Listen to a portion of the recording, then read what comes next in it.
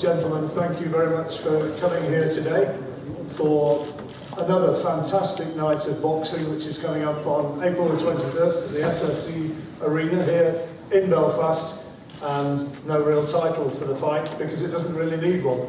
The names stand for themselves.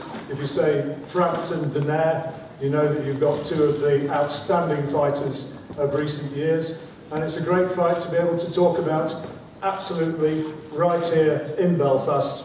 You know, from a personal point of view, it has to be perhaps my favourite fight city of all. It's always a very special atmosphere. I'm told that tickets for the 21st have already raced out, and there are not, in all honesty, a great deal many left. However, there are still some tickets, and with that in mind, it's good to be able to just briefly, before we concentrate on the big fight itself, say that added to the undercard, we've got three outstanding Belfast versus Dublin clashes. John O'Carroll is going to be fighting against Marco McCulloch, the IBF European Super Featherweight Championship. John O undefeated, Marco, great Belfast favourite of course. And as well as that, there's Tyrone McKenna from Belfast, who's going to be fighting Philip Sutcliffe Jr. from Dublin. That's a 10-round super lightweight contest, and a great middleweight fight in prospect as well between the WBO European middleweight champion, that's Conrad Cummings, and Luke Keeler, who is the Irish champion. Now, there are in the room, Conrad is here, and also Tyrone, so if you want to have a word with either of them after we've finished this, then they are here and available to do one-on-one chats about their fight coming up. But this really is, I think, the main event.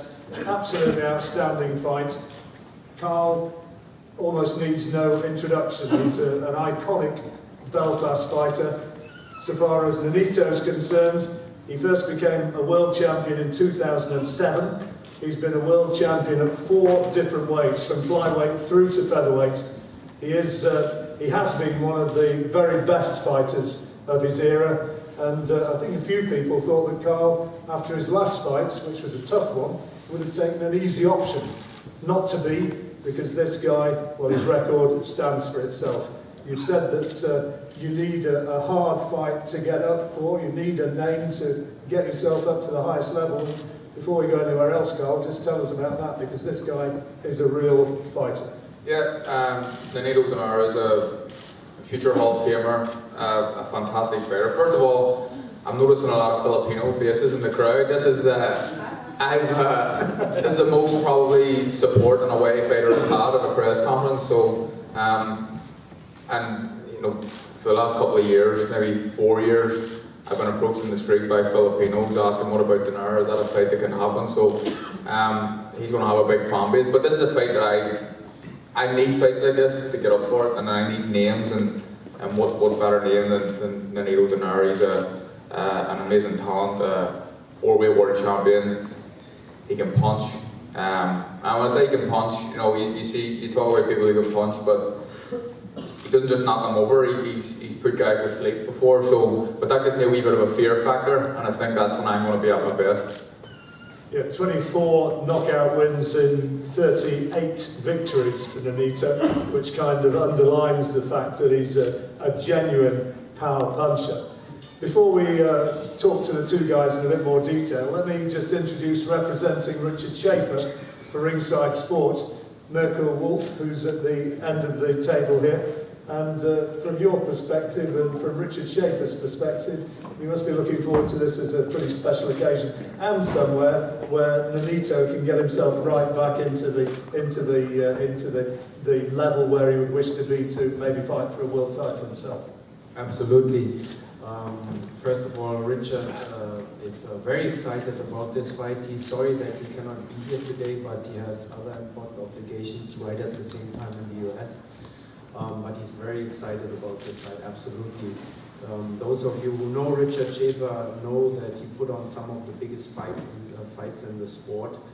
He was the promoter of Floyd Mayweather, Oscar de la Hoya, those big names in the sport. And he's interested and only interested in putting again the biggest fights in the sport, putting fights for the fans. And I think this is exactly what we're talking about, a fight for the fans. Something that, where before the start of the bout, you're not sure how this bout will end. It could go either way because both of them are great fighters. Both of them can hit hard, both of them can box. So it will be something where you go in and you're not sure which way will it go. I mean, you have your favorite, of course, but it will be exciting, that's for sure, and that's something that the sport needs. And talking about the situation that those two gentlemen are in, it's a similar situation. Both of them lost their world championship. They came back, and now it's the time to show who's going to be world champion again, who's going to be in a position to maybe even unify all the belts. And that's what we're talking about, and we're excited about it. Well, let me introduce you to Nonito, who's got this amazing record. He's been a world champion since 2007, on and off, and you can see he's got supporters, friends, and family here today. You're in the ring in September, so you're coming into this on the back of a victory. What about Belfast? How are you enjoying it so far? You've been up on the roof of the hotel before we came in here, which must have been a bit of an interesting experience. Pretty damn cold, isn't it? Well, first moment I got into Belfast, it was definitely cold. You know, one thing, I thought it was cold, but I never thought it was that cold. You know, but one thing that I did find amazing was the warmth, the welcome, and just the amazing people that I've come across. You know, of course, the Filipino community has been so warm to me, but the people that helped me out, I mean, knowing who I was facing, but they treated me with respect, with love, with just the welcome. I was absolutely blown away of how kind you guys are, and that brings a lot. And one thing that I have to say is that no matter what, you know, the love and the loyalty, you can't find this anywhere else. The Irish people, the Belfast people, the love that they have for Carl has been just, I've been here since Tuesday, and just that they would tell me this, you know, well, I wish you luck, but not good of a luck.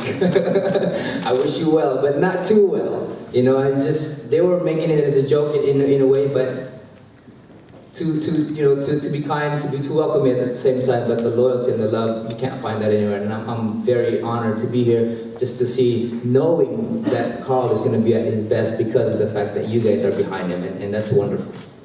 Nonito, you're a student. You're a student of the sport, and you talk about the warmth of the people here since you arrived in Belfast, but you must also know that there's an amazing fight history here of which Carl is so very much a part. It's a big fight town. Do you feel that when you come here? Well, for what I've experienced, it's just been very kind for me. You know, I come here in the mindset of a warrior, and I see that everyone, I hear a lot of how the Irish people love to fight, and the warrior in itself, in the heart. But you know, from what I've experienced, there was just been a lot of welcome, and I've just been grateful that no matter what situation I was in, there was always something to be happy about, or be grateful about, and that's something that I took in here just the few days that I was here. Now, at the end of the table on my right-hand side, going to be working alongside Carl once again, Jamie Moore. And Jamie, you're going to be having Carl back in the gym at the end of the month, is it? Yeah, going to start back on the 29th, so we give ourselves plenty of time to get ready. And looking forward to going once again, because the last time out, it must have been, for both of you, having not worked together before, it had to be a learning experience to an extent, as you get to know each other. Yeah, certainly. I think it's always a learning process when you first start to work with somebody, you know, and I think the spotlight's always on the trainer working with someone who's got a profile like ours. But I think, you know, the last fight was a good performance. I thought the first half of the fight it was some of the best stuff I'd ever seen Carl do. Horatio Garcia came and that was his world title fight, and he pushed on strong later in the fight and pushed him hard. And you know, in an ideal world before the fight, we would have said, you know, hopefully he'll get him out there quickly in 2 or 3 rounds and the job will be done. In hindsight now, I'm glad he had the rounds under his belt, because he shed that ring rust. You know, he didn't have a great year last year, finished it on high, and he got rid of the ring rust, which will stand him in better stead for this fight, because this is a tough test. We spoke about it on the phone a couple of times beforehand, and you know, we both agreed that a fight of this magnitude would bring the best out in Carl, because when you're 30 years old and you've been an ex-world champion, these are the sort of tests you need to bring the best out of you. And Nonito's a fantastic fighter. His achievements speak for themselves, but so's Carl, and I just think momentum's in Carl's favour, and I think this is the sort of fight that will bring the best out of him and stand him in good stead for the future. Carl, how happy were you with your performance last time out against Garcia? Initially after the fight, I was probably a wee bit critical of myself, but considering the year I had, and looking back, it wasn't a bad performance. I was trying things out, things we've been working on in the gym. I was kind of coasting for the first 4 or 5 rounds, and Horatio Garcia was a big, strong lung, kept coming forward, typical Mexican style fighter. And there was things that I wasn't doing so well, but we were working on things in the gym, and that's the difference. Against an opponent like Horatio Garcia, you can try things in a fight. Against Nonito, you can't try new things. Things need to happen well, and I think that last fight's going to be a blessing in disguise for me. And again, a tough fight. It's better to go in and have a fight like that where you're pushed hard and you get the rounds in, rather than having a 1 or 2 round knockover job. So the last fight is certainly setting me up for this one. After that last one, I think a lot of people thought that with the possibility, very real possibility, of an open air fight at Windsor Park in the summer for a world title, that you might have been excused for taking an easy option in the run up to that. Did you have to be persuaded to have this guy, or was it a case of as soon as it was mentioned, you said, yeah, bring it on? No, his name was mentioned, and we didn't speak about any other fighter. So once Nonito Donaire's name was mentioned, I was attracted to the fight, and that was the only boxer that we ever spoke about. So, you know, credit to the teams for working together, Richard Schaefer, MTK, and Frank Warren as well, for bringing a name like Nonito to Belfast. You know, a couple of years ago, you wouldn't have believed that a guy of his calibre would have came here. So that was the only fight that was mentioned. And again, my objective is to win a world title. I'm hoping to fight for a world title in the summer. What better opponent to get you ready for doing that than a guy like Nonito Donaire? You know, there's no point. I'm in this game. I'm a good fighter. I've won big things. What's the point in fighting these knockover jobs? I don't think it's good for me. I don't think it's good for boxing. So, you know, it's just great to be involved on these occasions. Well, it's most certainly not a knockover job. Certainly not. I mean, from your perspective as a boxer, when you look at this guy, for people who've not seen him fight and maybe don't know too much about him, just describe what you see as his strengths and what you've got to what you've got to better. Well, there's fighters who have kind of certain styles and are good at 1 or 2 things, but Nonito, I think, can do a bit of everything. He's a slick boxer when he wants to be, but he's got devastating KO power, and I think that's the last thing to leave any fighter, the punch power. So Nonito, I've seen him putting guys, as I said before, putting guys to sleep. So I'll need to be on my game. I'll need to be switched on from start to finish. But he's not a one-trick pony. He can do a lot of things. So I'll need to be ready for different situations that are going to crop up in the fight. And with the possibility of Lee Selby or Josh Warrington, or who knows down the line, maybe Leo Santa Cruz in that third rubber meeting. I mean, there's so much on the line, isn't there? Yeah, there is a lot on the line. I think I spoke to Frank Warren today, who couldn't make it, obviously, with the weather conditions, and and he's talking about trying to make this fight a final eliminator for the WBO as well. So that's another option. Obviously, Selby and Warrington can happen. We're all with the same team. You know, Quake Valdez, the winner of that potentially as well, if it's a final eliminator for the WBO. But again, these are all things that are in the future, and there's only one fight that I'm focused on at the minute, and if I don't win this fight, then these things don't happen. So only one guy in my mind at the minute, and that is the guy sitting to your left. There's a part of you which would say, and maybe I shouldn't even ask the question, but if something went wrong, is the part of you would say, well, it's not to be? Who knows? You know, I just take one fight at a time. I don't know what's going to happen in the future, but I'm going to do everything I can in training camp, in preparation for this fight, to make sure that I'm ready, to make sure I can put in the performance of my career, which it may take to win this fight.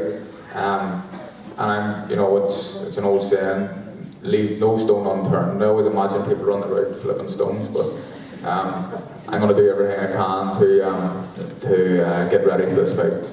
Well, that's Carl's thoughts on Benito. Let me turn the tables now and ask Benito to tell us what he sees as the strengths and his opinion of Carl Frampton as a fighter.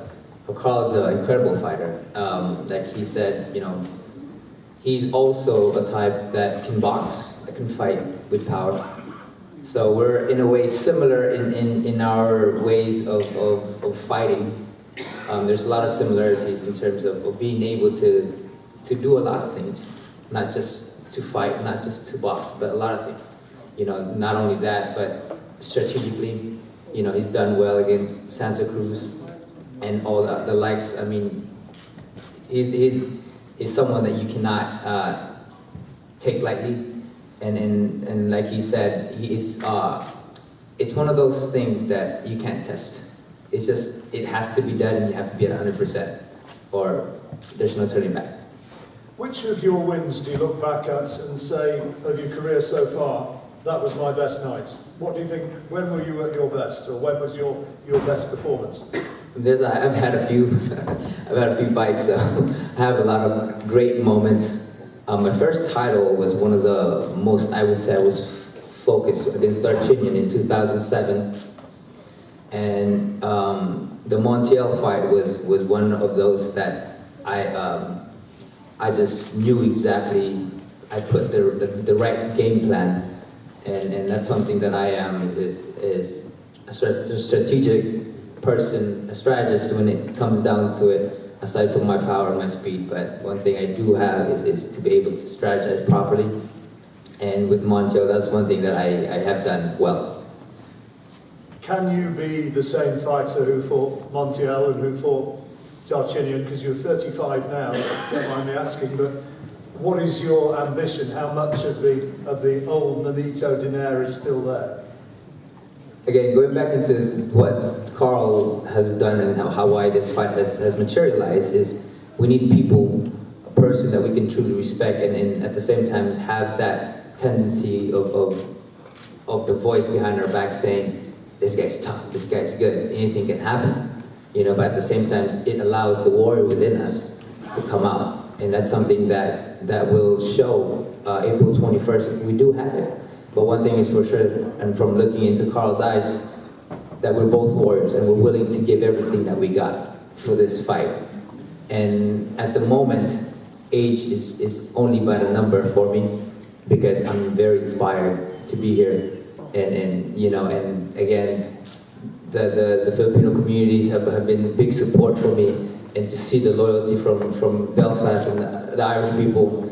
I mean, I know and I heard how rugged and rough and tremendous their support for Carl, and there's gonna be boos and there's gonna be yelling, there's gonna be all of that, but I welcome that, because that's fantastic. That's what support is about. That's what That's what loyalty is about. And before anything else, before the booze comes in that fight, I just want to say thank you for the booze for fueling me to be inspired. And of course the cheers to those, yes, that's what I'm talking about. You know, and for those cheers, that in any situation, no matter how grim it might be, there's always that gratitude moment that you can be grateful for anything. So, you know, again, I'm just grateful to be here and then excited at the same time. Jamie, you've been in some tough fights back in the day, and you're still around boxing. It's one of the sort of truisms of the sport. When you look at a guy and he doesn't really look like a fighter, and then you look at the record, that in itself commands respect, doesn't it? You know, you look into his eyes, as Carl has, and I'm sure he's saying the same, that you look in his eyes and you see the warrior, that this is a guy who clearly hasn't borne too many scars of boxing. Absolutely, but I take it you're saying that I do. Say that too close. No, I agree. I think a face tells 1,000 words, especially when you're in a sport like we are.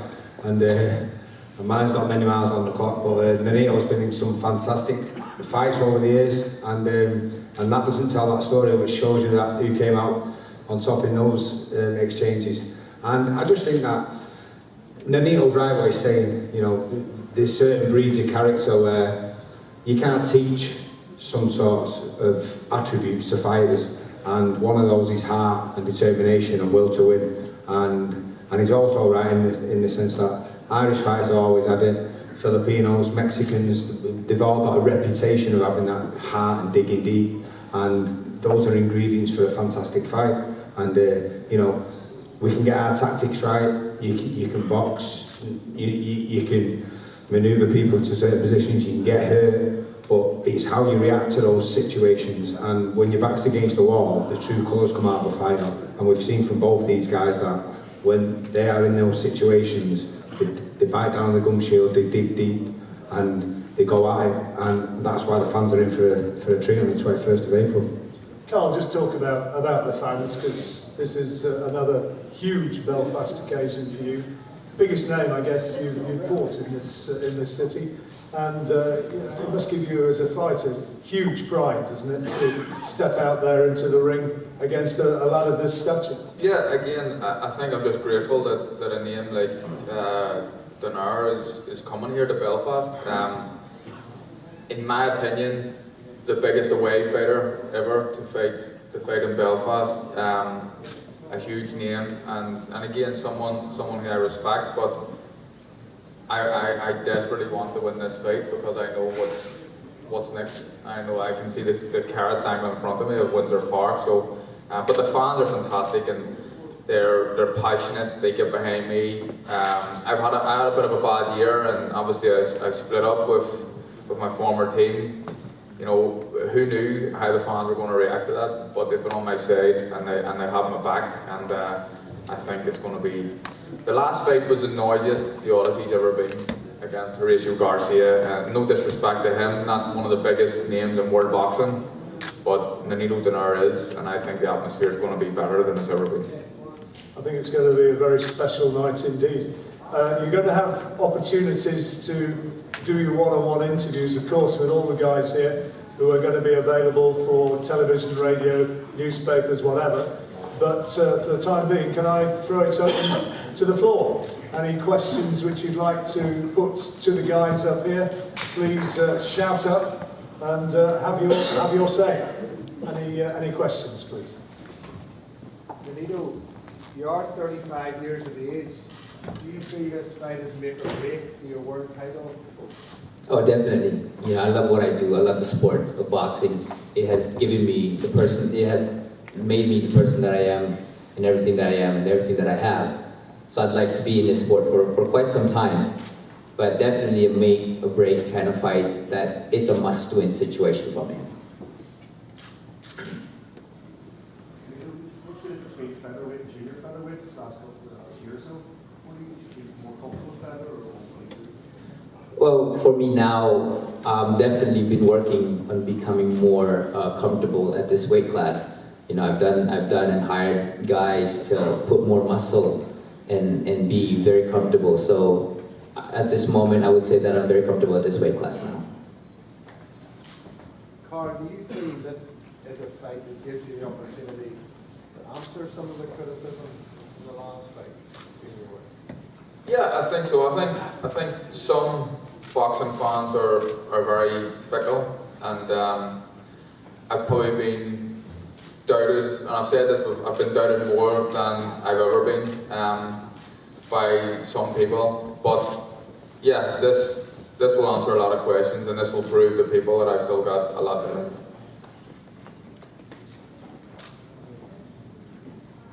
Did the fact that you sort of got that criticism, I guess online as much as anywhere, did that irritate you?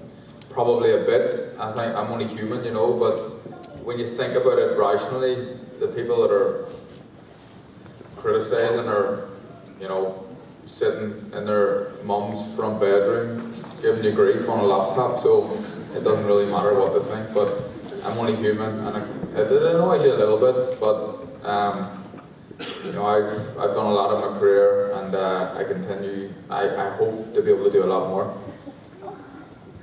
Any more? Jim? Anybody? Shout up, please. Any more questions?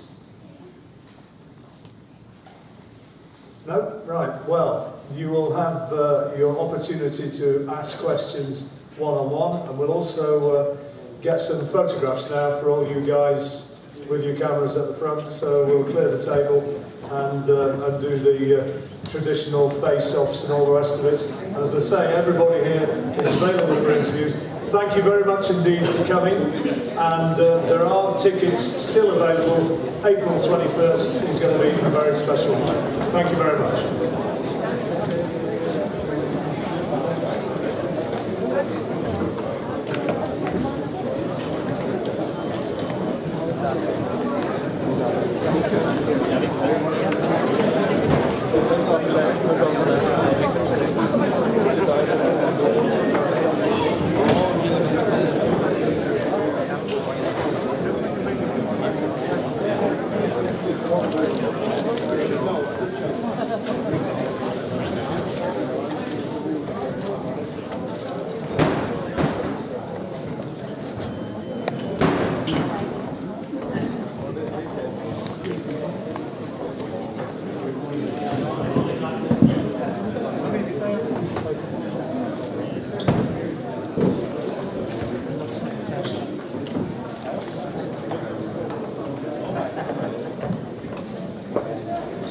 There you go, Clark.